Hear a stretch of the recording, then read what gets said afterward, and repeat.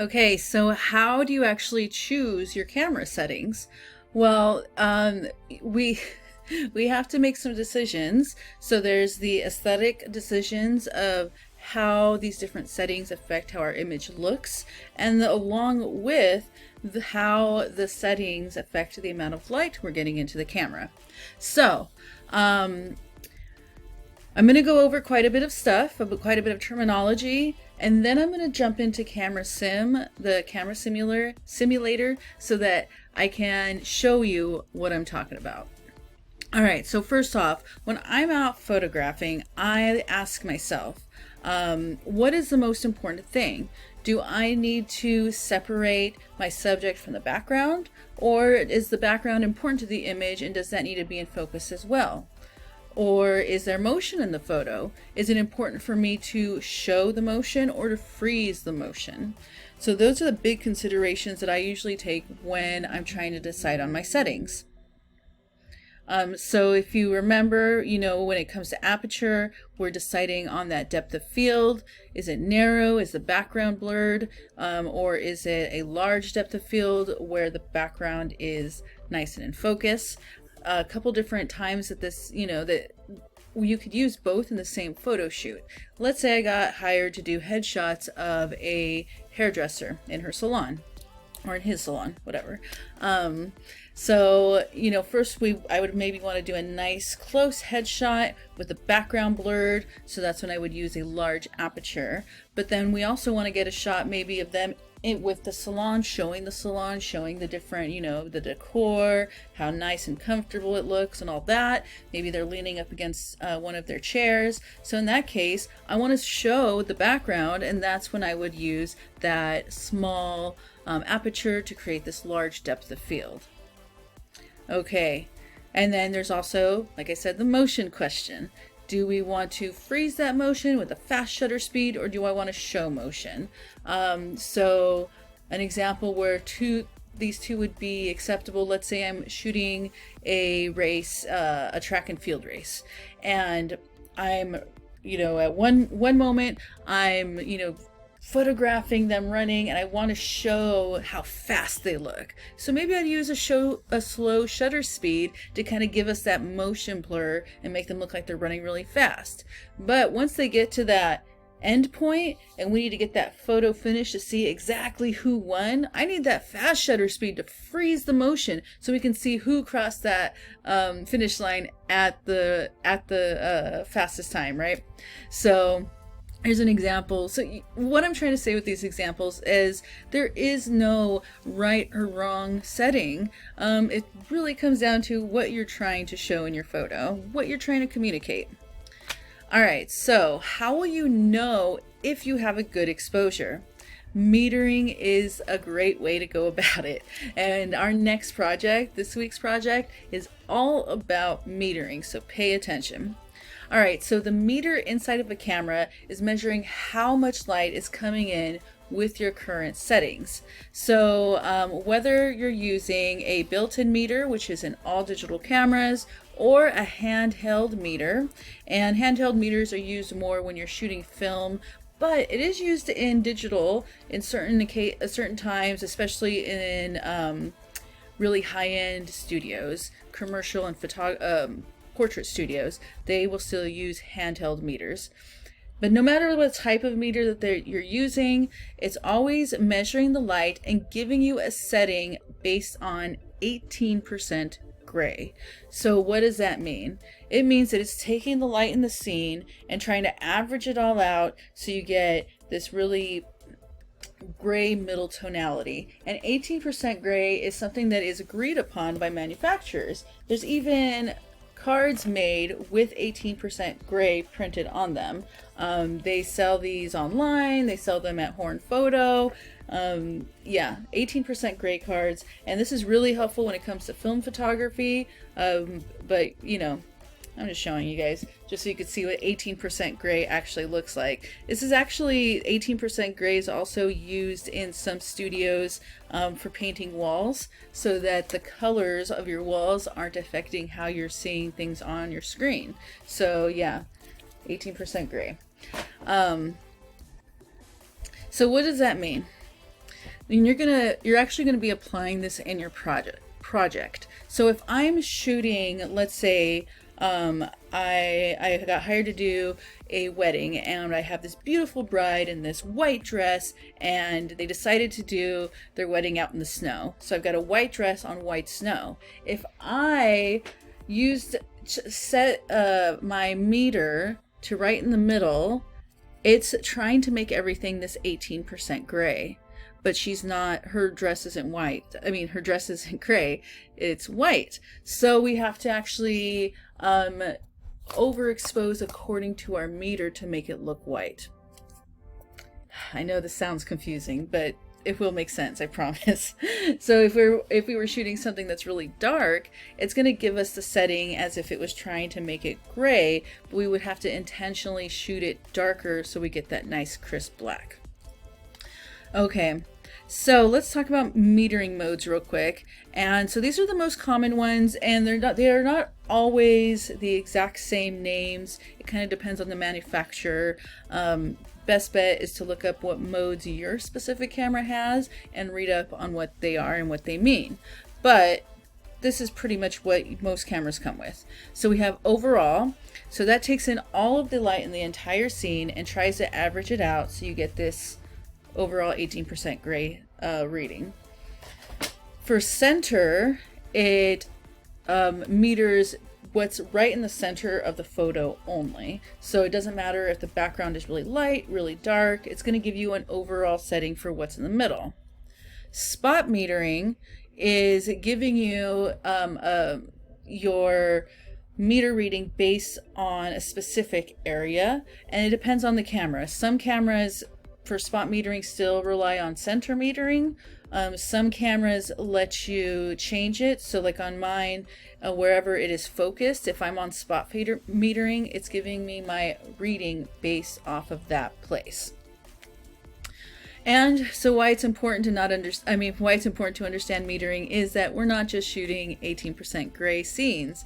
Like I just said, if you take a photo with a lot of light areas, then instead of your meter being right in the middle, your meter will actually be saying that the scene is too light with your current settings. Now, because we know, our brains know that we are shooting a bride standing in snow, we actually are going to know that that's a good reading. And now let's say if you took a photo of a black dog sitting on a black couch, if you have your meter set to 0, it's actually going to look gray. But if you underexpose that meter, it's going to give you a nice rich black colors or tones.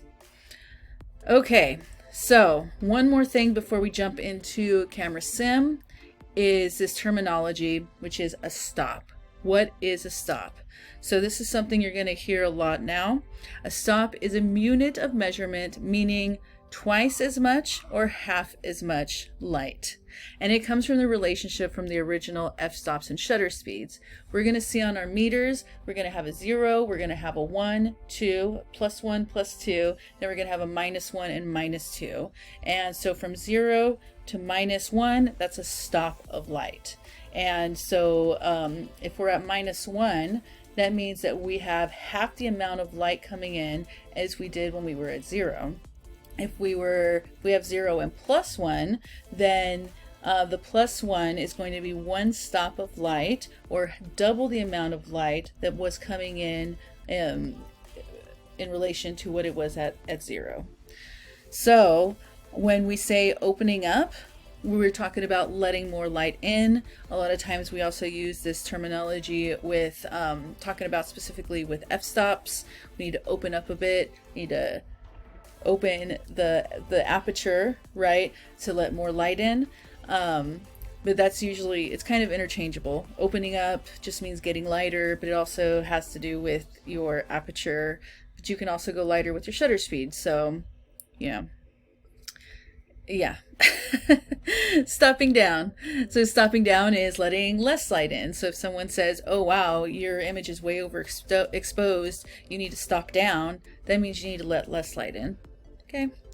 So on digital cameras, we have 1/3 stops between each major stop. So, on film cameras, it would go from f4 to f5.6 to f7.1, or maybe f.8, and that was it. Now with digital cameras, we have more settings in between to really dial in that exposure. So for example, from f4 to f5.6 is one stop of light, but on our digital cameras we can turn from f4 to f4.5 to f4.5 to 5, then 5 to f.56. So we have a little bit more room to get really exact exposures. Okay, the amount of light represented by a stop is always the same. It's either going to be double the amount of light or half the amount of light. All right, so what's nice to know about that is that once you find the correct exposure for your scene, you've balanced all your settings so you have a good exposure, you can change one setting, well, as long as you change the other one in the opposite direction to maintain that balance. So once you find that balanced exposure, you can quickly move from a small aperture to a large aperture, and if you just count the amount of times you turned to get there and then apply the same amount of turns to your shutter speed, then you will still be balanced with your exposure. Okay, that was a lot of words. Let me tell you or show you exactly what I mean. Alright, so here we are in Camera Sim. Now, if last time we were here, you remember, I was just kind of taking photos and they were getting dark and light and not really paying attention. So first off, let's talk about the meter. This right here is the meter of this camera. When you look through the viewfinder on your camera, you are going to have something very similar to this. It might be on the side, it might be on the top. You might have to Google and see where is the meter on my specific camera model, but there is going to be a meter somewhere there. It might be a setting where you have to turn it on. Like I said, you're just going to have to play and look for it. So right now, here is my meter. Right now here it's at 0. So here's 1, here's plus 2, so that's plus 1, plus 2. Then we have minus 1, minus 2. Over here we also have some information. So that 60 is actually referring to our shutter speed, 1/60th of a second. The 11 is referring to our aperture, f11, and then we have our ISO 100. Sweet. Okay, so what I mean by maintaining this balance is, let's say that instead of f11, I wanted to really see that playground in the background. I need to use a smaller aperture. So I'm going to go ahead and take this all the way up as far as I can. So here we are to f22. Now as I moved this, the meter changed because now I'm letting in less light, and now my meter is telling me that I am 2 stops underexposed. So what do I do to maintain that balance? Well, let's go back to f11 real quick. So there's f11. I went up 1, 2, 3, 4, 5, 6, okay, to get to f22. So now we can slow down our shutter speed. 1, 2, 3, 4, 5, 6, and now at 1/15th of a second we are good to go. Yay, we're back in the middle. Now I could take a photo. So before I take the photo, looking at this, let's kind of predict what's going to happen with this shot. Because I have a small aperture, the background is going to be in focus because I have a larger depth of field. Because I have a slower shutter speed though, there's going to be motion captured. I'm going to be showing the motion. And because this is slower than what's recommended for handheld, we might have some motion in there we actually don't want. That's like camera shake. So let's take a photo. And yeah, so what happened here is that the background is slightly blurry because of that camera shake. So let's go back and let's put our camera on a tripod. Take a photo. Okay, so now we don't have that camera shake anymore. The background is in focus, it's within that depth of field, but we are still showing the motion of the girl moving. Okay? Now, let's say I wanted to keep my aperture, but I want to freeze her in motion. I don't want to show her moving. So really I need to take this back up. 2, 3, 4, 5. Well, let's just go up. We don't have to count every time. It could be really helpful when you're in the moment though. So let's take it to 1/160th of a second. But now you're seeing that we don't have enough light here.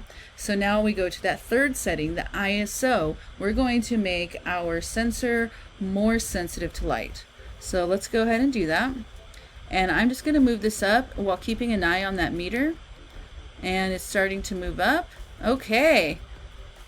All right, and now that's slightly over. So let's go back down a little bit. And so we want it, we're a little bit under still, so let's take our shutter speed down just a sec. Ah, there we go. So ISO 800, f22, 1/25th of a second. This should show us that we can see the background nice and clear. The shutter speed's fast enough where it's going to probably somewhat freeze her in motion. Maybe we might have a little bit of blur from her hair and the pinwheel. But yeah, and we don't really need a tripod at this point. We're fine with that. So snap a photo. And there we are. Our background is nice and in focus because we have that deep depth of field from the aperture. The shutter speed was fast enough to freeze her, but we still have some motion in the pinwheel. This was moving faster than she was. All right, now we can, that's a good one. So now in the situation, what if we don't want the background in focus? What if instead we want to have that background nice and blurred out? So that means we want to take that aperture all the way. We want a big aperture. We're going to go f2.8. Okay, so it's really going to be all about her. And now we need to do some things with these settings because you can see here the metering is telling us we have way too much light going on, right? So we need to balance these settings. We're going to keep the aperture there. We have too much light, so let's go, we need to go to a faster shutter speed so there's not enough light coming in. I mean, not as much light coming in. So let's take this faster and watching that meter. Okay, so I'm at 1/4, this thing again. Please just stay. Thank you. I'm at 1/4000th of a second, but I'm still overexposed by almost 2 stops. Well, part of that's because of our ISO. Our ISO is still at a higher sensitivity. So let's take that sensitivity down to 100. Oh, and so that's going down too far. Now we're underexposed. I want to go ahead and keep my ISO 100. What if this comes out really nice and I want to print it? I don't want a lot of grain and noise. We still have room on our shutter speed, so let's take this down, paying attention to that meter reading. Aha, there we are, 1/1000th of a second. Beautiful. We have a good meter reading, or right in the middle. Our ISO is at 100, so not very much grain or noise. Our aperture is 2.8, so our background is going to be blurry. Our shutter speed is 1/1000th of a second. That means that she's going to be frozen in time. This pinwheel is probably going to be frozen in time too. Let's take a look. Yep, there we go. Exactly like I predicted. You would think I'm a photo teacher or something. All right, so our background is blurred and this is frozen in time. All right, so that's what we're going to be playing with for your project. Now for your project, we're actually going to be looking at how that meter responds to really dark and really light objects. So yeah, now that you only have one project, it's a little bit long. You're going to be metering different objects with different tonal values. And you're going to be doing this, you're going to be taking different photos in outdoors in the light, outdoors in the shade, indoors, and then you're going to have a chance to have fun and be a little artsy. Then we're going to take all of these photos and create one image in Lightroom so we can kind of have a reference of what's really going on.